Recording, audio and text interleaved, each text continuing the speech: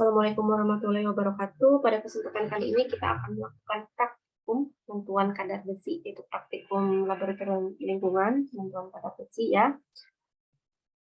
Nah, untuk penentuan kadar besi, yang pertama kita akan menjelaskan dulu mengapa gitu kita melakukan penentuan kadar besi ini. Nah, kita akan menentukan penentuan kadar besi di air sungai ya. Nah, zat besi ini kan sebenarnya diperlukan oleh tubuh gitu ya, untuk membawa oksigen, mengantarkannya ke jaringan tubuh gitu ya. Kekurangan zat besi juga dapat menyebabkan anemia, pusing dan lain-lain. Besi itu merupakan logam yang beraneka ragam penggunaannya serta melimpah keberadaannya. Besi yang dapat dikonsumsi oleh manusia dalam bentuk ionnya yaitu Fe2+ dan Fe3+. Besi esensial memproduksi hemoglobin yang berfungsi untuk mengangkut oksigen dari paru-paru melalui jaringan tubuh. Besi adalah logam yang berasal dari biji-besi dan jarang ditemukan dalam keadaan unsur bebas. Besi banyak digunakan untuk kehidupan manusia sehari-hari dan juga mempunyai nilai ekonomis yang tinggi. Besi adalah logam paling melimpah nomor 2 setelah aluminium. Bumi kita juga mengandung unsur besi. Selain itu, besi juga memiliki sifat fisika dan sifat kimia. Unsur besi bersifat elektropositif, yaitu mudah melepaskan elektron. Karena sifat inilah bilangan oksidasi besi bertanda positif. Besi dapat memiliki bilox atau bilangan oksidasi 2, 3, 4, dan 6. Hal ini disebabkan karena perbedaan energi elektron pada subkulit 4s dan 3d yang cukup kecil. Sehingga elektron pada subkulit 3d juga terlepas ketika terjadi ionisasi selain elektron pada subkulit 4s. Logam murni besi itu sangat reaktif secara kimiawi dan mudah terkorosi, khususnya di udara yang lembab atau ketika terdapat peningkatan suhu. Penetapan kadar besi dapat dilakukan secara spektrofotometri UV sebelum diukur absorbansinya. Besi terdapat dalam sampel direaksikan dengan 1,10 penantrolin membentuk kompleks yang berwarna merah. Selain itu, baru diukur absorbansinya untuk menentukan konsentrasi besi dalam sampel pada panjang gelombang 511. Ini sebenarnya tergantung ya, tergantung dari spektrumnya. Jadi kalau di kita itu antara 400 sampai 500. Jadi ini sampai panjang gelombangnya itu antara 400 sampai 500 nanometer gitu panjang gelombangnya ya. Lambda itu adalah lambang dari panjang gelombang. Jadi nanti dilihat mana absorbansinya yang paling maksimum, itu merupakan panjang gelombang yang paling maksimum. Di mana besi yang kita ketahui itu adalah metal berwarna putih, keperakan, liat, dan dapat dibentuk. Biasanya di alam terdapat sebagai hematit. Besi merupakan elemen kimiawi yang dapat ditemui hampir di semua, maksudnya dapat diperoleh gitu ya, dapat ditemui gitu ya. Dapat ditemui hampir di semua tempat di muka bumi, pada semua bagian lapisan geologis dan semua badan air. Nah, pada air permukaan jarang ditemukan kadar Fe lebih besar dari 1 mg per liter. Tetapi di dalam air tanah kadar Fe mungkin lebih tinggi gitu ya. Konsentrasi Fe yang tinggi dapat dirasakan dan dapat menodai kain. Jadi suka bau besi, air kadang suka bau besi ya. Suka cium bau besi gitu ya. Jadi memang dapat dirasakan, dapat menodai kain, dan perkakas dapur. Selain itu juga menimbulkan pengendapan pada dinding pipa, pertumbuhan bakteri, kekeruhan karena adanya fluida yang terbentuk. Pada praktikum ini kita menggunakan spektrofotometri yang dimana merupakan pengukuran mengenai jauhnya pengabsorpsian energi cahaya oleh suatu sistem kimia sebagai fungsi dari panjang gelombang radiasi.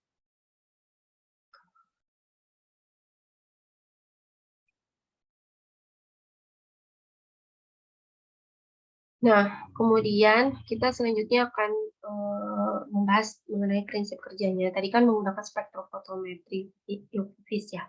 Nah, atau di sini maksudnya menggunakan untuk praktikum kita menggunakan spektrofotometri.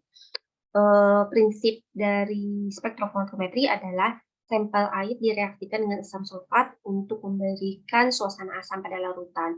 Besi dioksidasi oleh kalium tiosulfat menjadi besi 3, kemudian besi 2 dikompleks dengan KSCN sehingga timbul warna merah yang keintensifannya tergantung dari besi 3 yang ada di dalam air. Kemudian dibaca pada panjang gelombang maksimum antara 400 sampai 500 nanometer. Jadi nanti tergantung dari absorbensinya hasilnya berapa yang paling maksimum gitu. Kemudian ini alat dan bahan yang dibutuhkannya, ada air 100 ml, labu ukur 550 ml, pipet volume 10 ml, pipet ukur 10 dan 25 ml, gelas ukur 10 ml, bulb filler, kemudian pipet tetes. Kemudian bahannya adalah larutan standar Fe 100 ppm, larutan standar Fe 10 ppm, kemudian ada asam sulfat, ada kalium tiosianat, dan ada kalium tiosulfat. Nah, untuk prosedur kerjanya, pertama disiapkan 100 ml larutan standar 100 ppm, larutan A. Kita namakan ini sebagai larutan A. Kemudian dipipet 5 ml larutan A, dimasukkan ke dalam labu ukur 50 ml, ditambahkan aquades hingga tanda batas. Ini kita namakan dengan larutan B. Ya.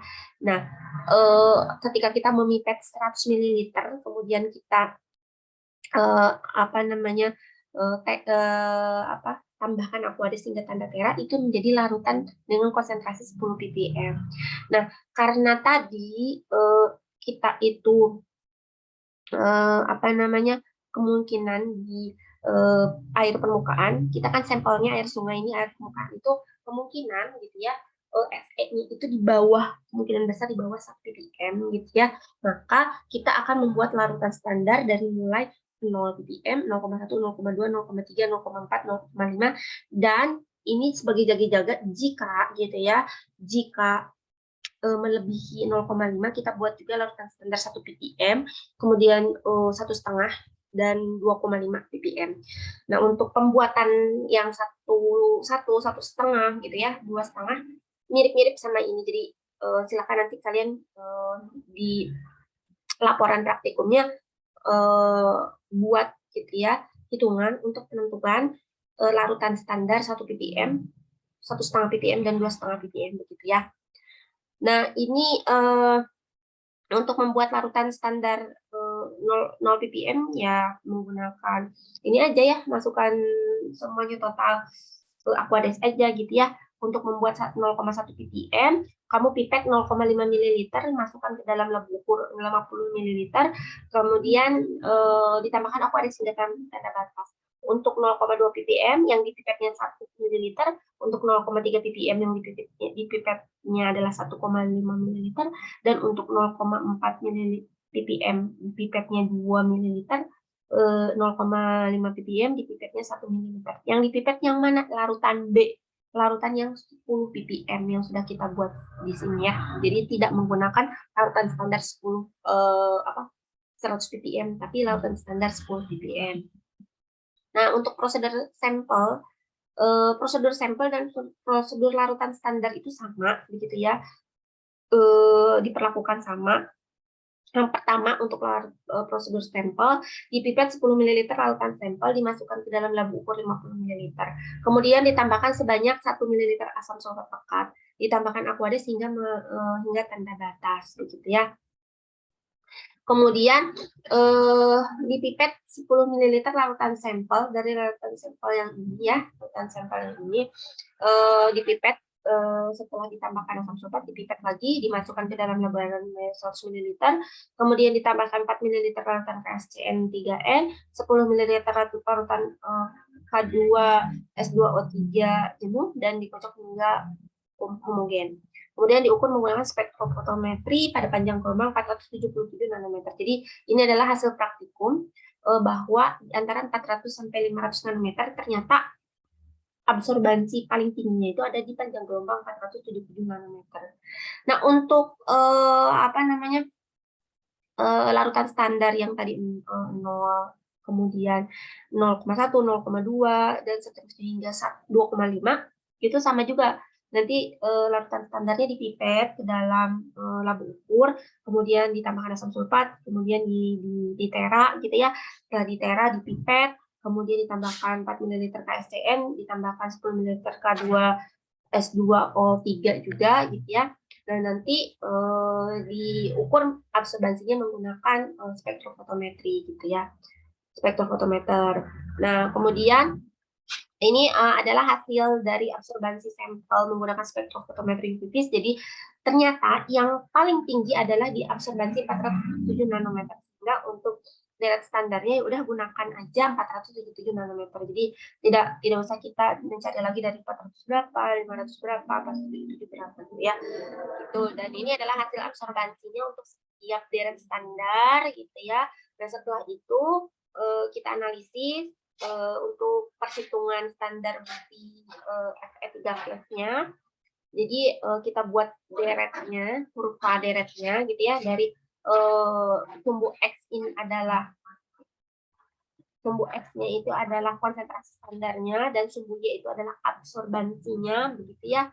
Nah, kemudian dibuat grafiknya seperti ini, kemudian nanti menggunakan Excel dikeluarkan rumusnya gitu ya, rumus untuk persamaan garis lurus, didapatkan rumusnya itu Y sama dengan 0,4506X ditambah 0,0264, di mana Y-nya itu adalah absorbansi, sumbu Y-nya, dan X-nya itu adalah konsentrasi.